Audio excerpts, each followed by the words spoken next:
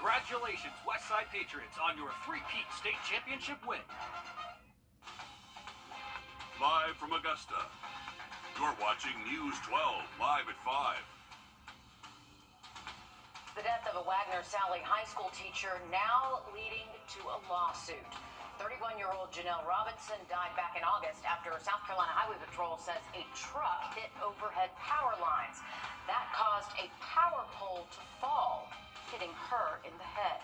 She died a short time later. Now her family is suing several companies, including Dominion Energy and SCE&G, claiming it was their negligence that led to Robinson's death. Taylor Martin is live in our newsroom live at 5. Taylor, the family held a press conference today going over that lawsuit. Break down what they had to say. Well, attorney Justin Bamberg says they're asking the companies in the lawsuit to, quote, put decency above corporate greed and being a good steward to the community. Dominion Energy and Comporium are the two big companies at the center of the lawsuit. The lawsuit claims the utility pole that hit Janelle was at least 70 years old. It also claims an inactive Comporium telephone line was attached to the pole, as well as a Dominion Energy light and label. Records show the city even reached out to Dominion Energy with concerns about condition of the poles and wires about a block away, and just weeks before Janelle's death.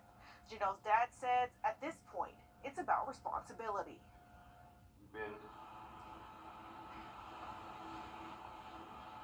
peaceful and trying to give people the opportunity to do what's right. And I believe now is time to react. Now, all new on News 12 at 6 o'clock, we're breaking down what they're asking in the lawsuit. All right, thanks, Taylor. Just a tragedy for the family and, of course, all of her students at school. She Absolutely. was a very well-loved teacher. Yeah, and hopefully the family can get some closure eventually in this case. Thanks, Taylor, for staying on top of this. All right, thanks, Riley. Students and professors from across South Carolina say they fear their campuses will be harmed if new legislation proposed at the State House becomes law. But supporters of this effort say it's intended to ensure students and staff are treated equally and based on merit. Our State House reporter Mary Green has those details. This legislation targets initiatives aimed at promoting diversity, equity, and inclusion, or DEI, at South Carolina's public colleges and universities. These programs have become a target in recent years in red states, now including here in South Carolina. I want diversity, equity, and inclusion, and I believe DEI as it exists doesn't do what it intends to do. It does the opposite of creating diverse, equitable, and inclusive places. This bill would ban mandatory diversity training for faculty and staff at South Carolina's public colleges and universities and prohibit diversity statements in their admissions and employment decisions. It would also require schools to submit an annual report on their DEI programs, including operating costs and how many people these programs employ, along with any complaints they've gotten. Supporters claim this is about promoting equality and merit on college campuses. But opponents argue existing DEI efforts don't give certain groups special treatment, but instead work to ensure they don't continue to face barriers in higher education. People drop out. People end up with mental health issues. People face challenges you could not imagine. And here we are trying to handicap universities that on their own said they want to do something about that and support students. What are we doing here? After advancing out of a subcommittee, this bill now sits in the House Education and Public Works Committee. It still needs to pass several more votes to become law. Reporting from the State House, I'm Mary Green. Now, this push comes less than a year after the U.S. Supreme Court ended affirmative action in higher education. That ruling now prohibits colleges and universities from considering race as one of many factors in student admissions. While campaigning over the weekend, former President Donald Trump's campaign says that he met with the family of Lincoln Riley. Now, police say the 22-year-old was killed by an illegal immigrant less than 3 weeks ago. Since then, her death has spearheaded efforts to address the immigration crisis and issues at the southern border.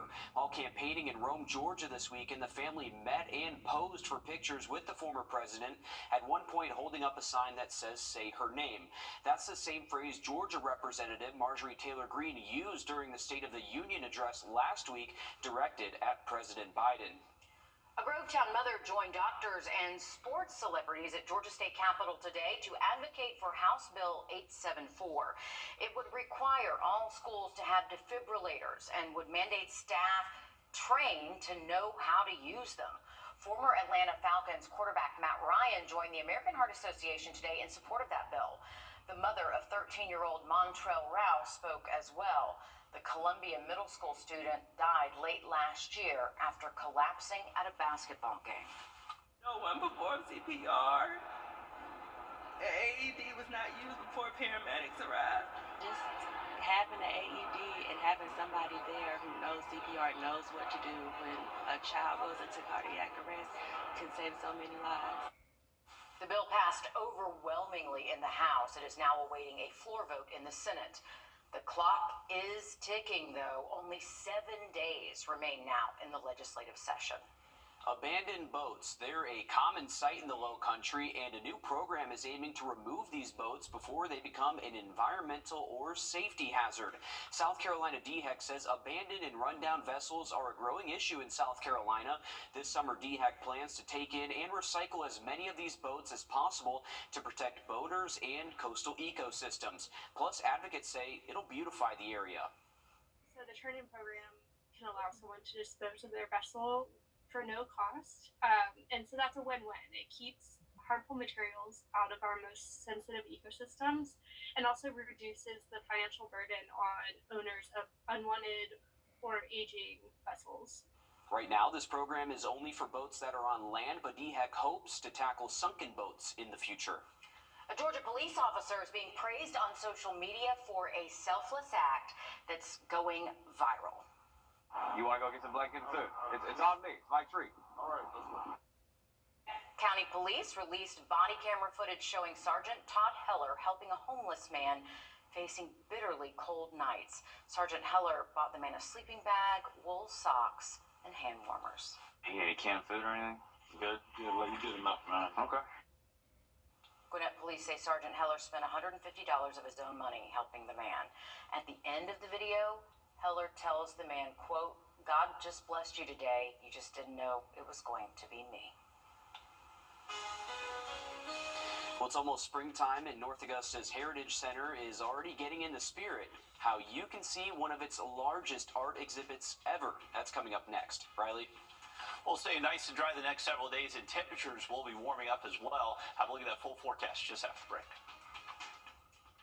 Timings. My Lowe's Rewards credit card saves us 5% on the things we need. 5% off, 5% off, 5% off. And as loyalty members, we get points toward Milo's money for the things we want. Oh, we want this. The all-new Milo's Rewards loyalty program is here. Download the app to join, earn, and save today. Trust Chief Meteorologist Riley Hale for your first alert. South Carolina's Low Country dealing with the aftermath of record rainfall. A restaurant on Sullivan's Island says around 2 feet of water poured into their building just months after repairs from another flood. Well, when it rains, it pours, Yes. right? And in the Charleston area, the Low Country area.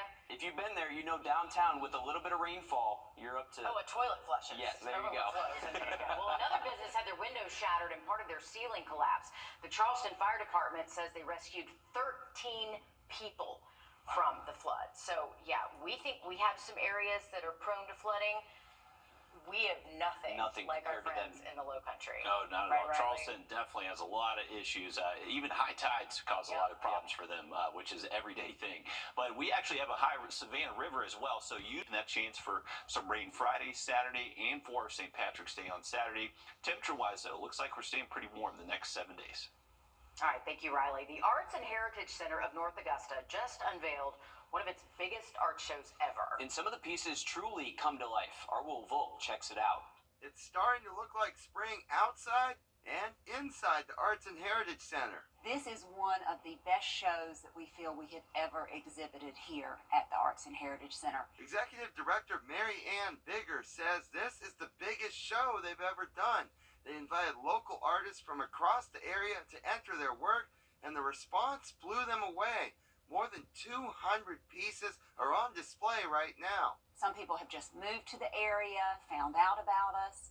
Some people just started painting, and they wanted to show their work off. Artists could use any medium they wanted. She says there's a lot of variety here. It's a great combination of 2D art, paintings, photography, some pottery, and some mixed media pieces. The center is thrilled to have local artists submit work of this quality. Springfest is all about celebrating it. We're about local art and local history. And to have this many artists come out, that are local has been just really overwhelming for us. In North Augusta, Will Volk on your side.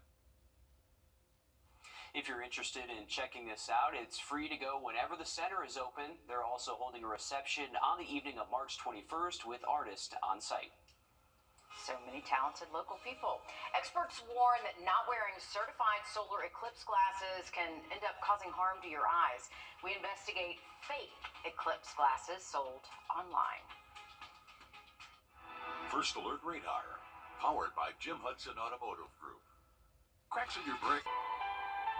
What makes me proud to be a part of Piedmont is the relationships I've developed. I can say that some of my best friends work at this hospital. We met in the NICU at Piedmont. We did. It was just one of those things where it was an instant friendship. Our unit is really good at supporting each other. It is such a blessing to have people have your back. No matter what comes in the door, I know that we can handle it. We are proud to be Piedmont. Maybe your house is dead. We're investigating fake glasses that could be dangerous for your eyes. We're not talking about fun fashion frames, but rather solar glasses meant to watch the eclipse. The next one is right around the corner, April 8th. That's the day to look up. Right, but before you do, National Consumer Investigator Rachel DePompa finds out you need to be careful about when and where you buy those special glasses. That's the path of totality. That's where you'll be able to see the total solar eclipse. I've been interested in astronomy for as long as I can remember. Justin Bartle doesn't necessarily call himself an eclipse chaser. Not a real avid one, but since they've been so convenient recently, yeah, I have been trying to chase them down. This is the second time he's going to be in the path of totality, where the world goes blissfully dark for several minutes. Bartle is an astronomer who now brings the universe to children at the Science Museum of Virginia. He says a solar eclipse is a cosmic experience. A unique way to see our connection, our relationship to the universe around us. A large swath of North America will experience a total eclipse on April 8th. It's pure science in real time. Fernando Carcoboso is a scientist with NASA. We caught up with him at the Goddard Space Flight Center in Maryland. He says eclipse glasses are a necessity. You can be fully blind, serious damage. We naturally don't look at the sun. The danger is you could develop something called solar retinopathy. When the moon blocks the sun's light during a solar eclipse, it makes everything darker. And your pupils, well, they become larger and they let more light in, causing damage. It's often painless, meaning you don't even know you've hurt your vision until it's too late. NASA scientists say regular sunglasses aren't enough for eclipse viewing. Don't look for any random web page on the internet. Just go for certified places where you can actually buy good quality optics. During the last solar eclipse in 2017, we documented several fake glasses being sold at major online retailers. 600 pairs of solar eclipse sunglasses, all fake. For the upcoming eclipse, our investigative team found you need to be careful what you buy online. We ordered glasses from popular sites like Amazon and Etsy. 2 of the glasses were recommended by the American Astronomical Society. They're made of sturdy material, and we could only see the sun when we looked up. But we had questions about 2 other glasses we bought.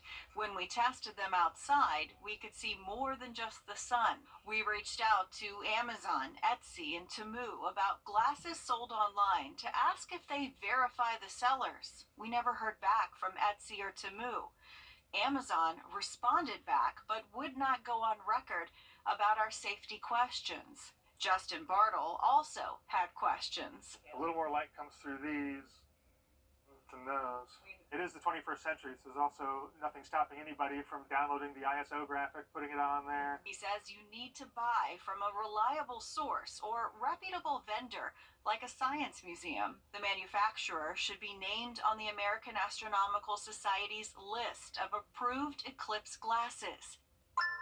Your glasses should have the ISO logo and numbers 12312-2 printed on the glasses. Your eclipse glasses should be less than 3 years old, so your glasses from 2017 are no longer good, and you should not be able to see anything through them except the sun. Rachel DePompa, on your side. Also, don't touch the lens of your glasses, and if you're using a telescope, make sure you have a solar filter on it. This is the last time to see a total solar eclipse in the United States until August 12th of 2045. And it is worth making the trip of that path of totality. We're not going to be in the path of totality here in the CS3. You're going to have to travel a little bit, but we're less than a month away if you want to see that. For us next 7 days, we are staying warmer than average. We'll have another look at some rain late in the week just after the break. Imagine a special evening you lovingly plan to celebrate for your anniversary.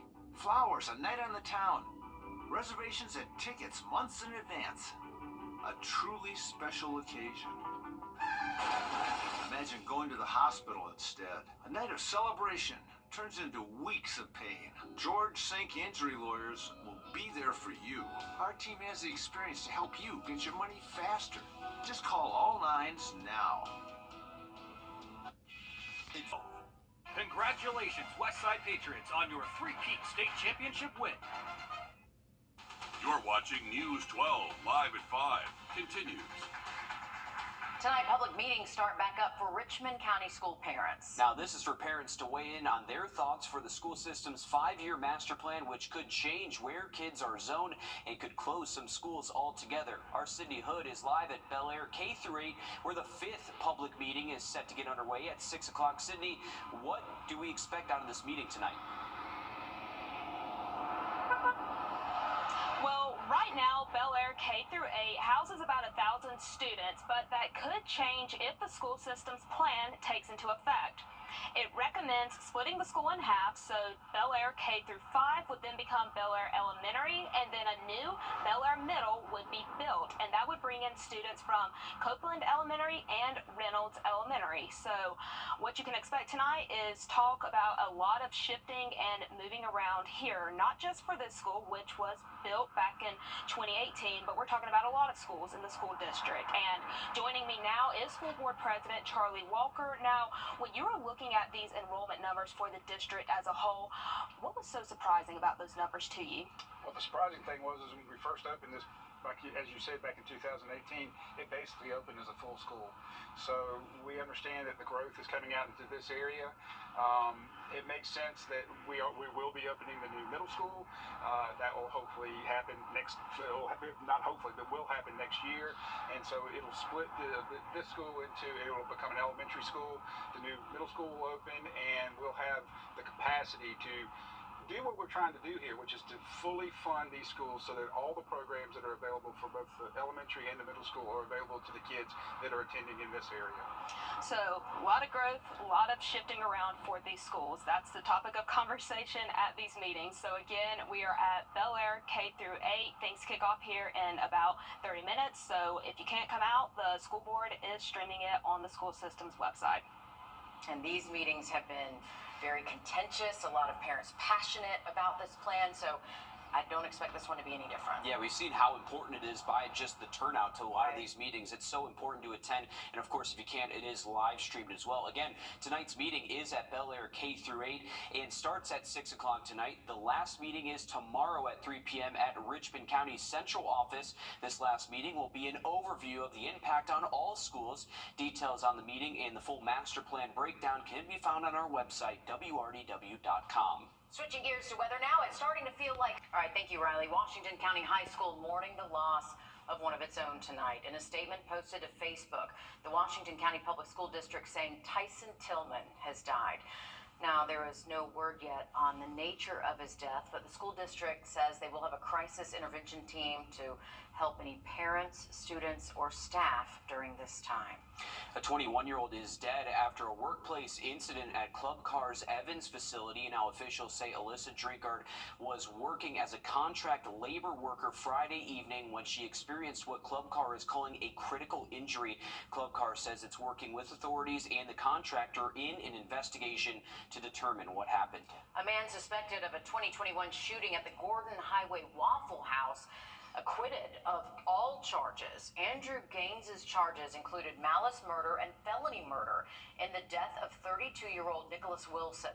The defense successfully claimed the shooting in the restaurant's parking lot was an act of self-defense. Tomorrow is Georgia's presidential preference primary. Both Democrats and Republicans will cast their vote for who they would like to see on the November's presidential election. Now, polls open at 7 a.m. and will close at 7 p.m. You can check out sample ballots and a list of polling locations on our website, wrdw.com. Aiken Spring Steeplechase is quickly approaching.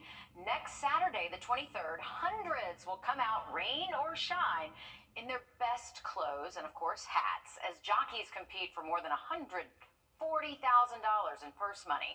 But among the fun and the food, there's one thing people can't do: legally bet on the races.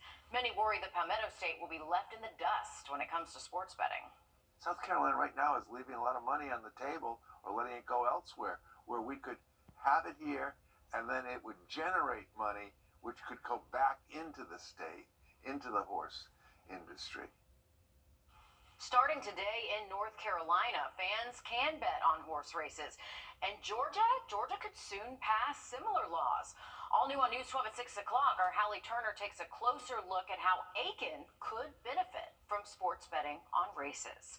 Tonight, an effort is moving forward to find healthcare solutions and ease regulations impacting people who need hospital care in rural Georgia counties. Abby Casores explains why this major policy change is still so divisive. It's a big bill, 41 pages, and state senators are still making changes. It would increase tax breaks for rural hospitals and expand who would qualify. State lawmakers are hoping this will encourage hospitals to build and expand in rural Georgia. One thing is clear is that we have to make a change. These current laws are not working. Roughly a quarter of Georgians live in rural counties. 9 rural hospitals have closed here in Georgia since 2010. Our state is third in the nation for the most closures. And we're trying to facilitate that. That's part of the problem. We don't want rural hospitals to close. And where we've had them closed, we want to encourage them to reopen. A Senate committee headed by Republican State Senator Bill Cowser making changes to House Bill 1339, which revises the state's Certificate of Need statute. Certificate of Need is the regulatory system that determines if a new or expanded healthcare provider is needed. The bill passed through the House with bipartisan support. We were hopeful that we were moving in the right direction with the House substitute, and I think there are still some really great things within this bill. However, we do have some concerns with some... Anna Adams with the Georgia Hospital Association encouraging the senators to change it again, making enforcement and wording clearer.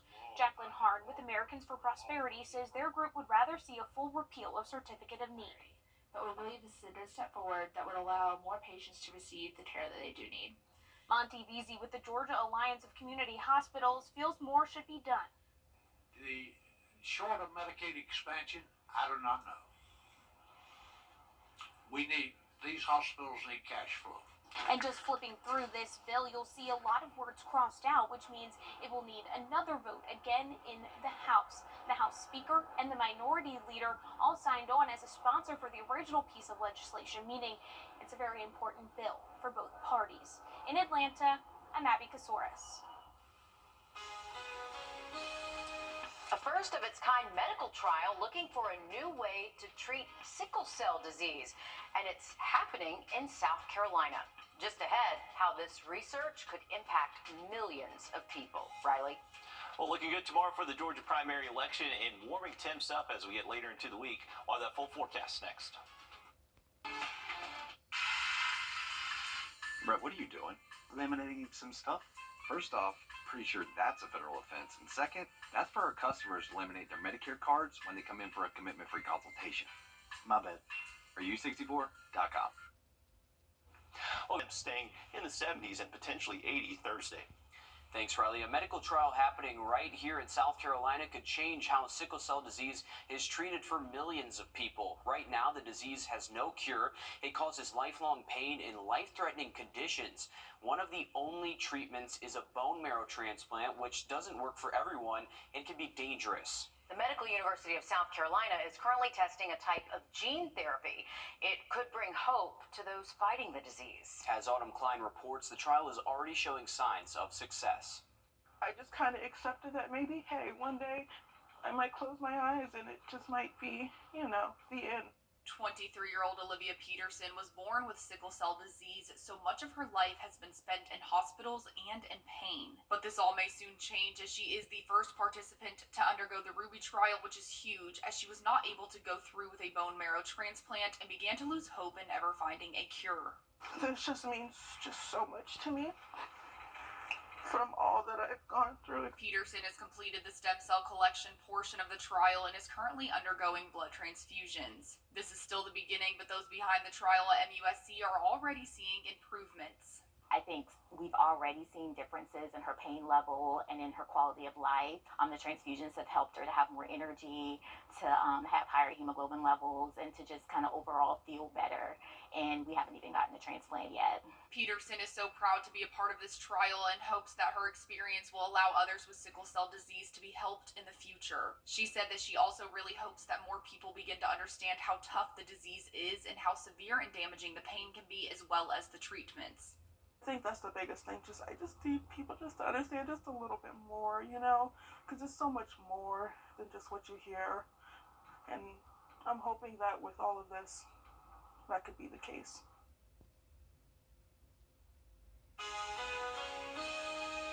If you are having trouble falling to sleep, a sleep app may help. I'm Jamie Tucker. Coming up, we're going to take a look at what is widely considered to be the best app for catching Z's. First Alert Radar, powered by Jim Hudson Automotive Group. Take a look in... Okay, raise your hand if you're feeling the effects of our clocks jumping forward an hour. I think we can all raise our hands. Yeah. Over the next few weeks, many of us have to readjust our sleeping schedules. Yeah, our consumer tech reporter, Jamie Tucker, tests a sleep app to see if it can help you with that transition. What the Tech, sponsored by Augusta Preparatory Day School. And forget counting sheep. Try counting the number of sleep apps in the app stores. Most of them do the same thing. They play white noise, they track your sleep, some of which your phone already does. But people are raving about this app called Better Sleep. And here's what it does. There's a fairly large library of sleep sounds to help you fall asleep. All shades of white noise and everything from wind and palm trees to a metro train to ASMR sounds like writing, bubble wrap, and slime. Now, what's different is you can combine these sleep sounds, sheep walking and sticky slime, for example, and then add some background music. There are bedtime stories and meditations, and it provides reminders to wind down before bed and alarms to gently wake you up. The app uses the device microphone to determine when you fall asleep, and you can also connect your Apple Watch for more accurate sleep tracking. You can see how much REM sleep you're getting on average and how much of the night you spend in deep sleep. Sleep Better can also use a microphone to record any snoring or sounds during the night. Yep, I do snore sometimes, and it could be helpful information for your doctor. If all that sounds good, Sleep Better is a free app with very limited features. The full version with all of the features is $60 a year. There is a 7-day free trial, maybe I should say a 7-night free trial. I'm Jamie Tucker, and Better Sleep is the app of the day. NFL free agency is underway, and with the league salary cap increasing by about $30 million this year, we should be in for an exciting next few days. Just a few bucks. If you've been hurt in a car wreck, what are you waiting for? Call George Sink Injury Lawyers at all nines now. The sooner you call, the sooner they can help. George Sink Injury Lawyers has the experience to help you get your money faster. If you've been hurt in a car wreck, call all nines.